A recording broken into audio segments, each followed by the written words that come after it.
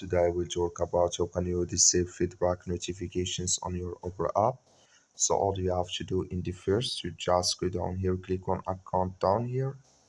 When you just click here on account, then it's going to take you to this list. It's going to show for you like this here. So then all you have to do next, you just scrolling down here until you will find here settings, click on it. So when you click here on settings, it's going to take you to this list. You're scrolling down here until you will find here communications, just click on it.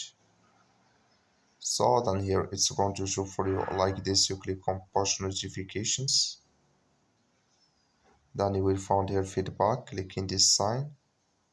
Like you see color, it's gone, that's mean feedback notifications disabled with us now. Click on this sign here.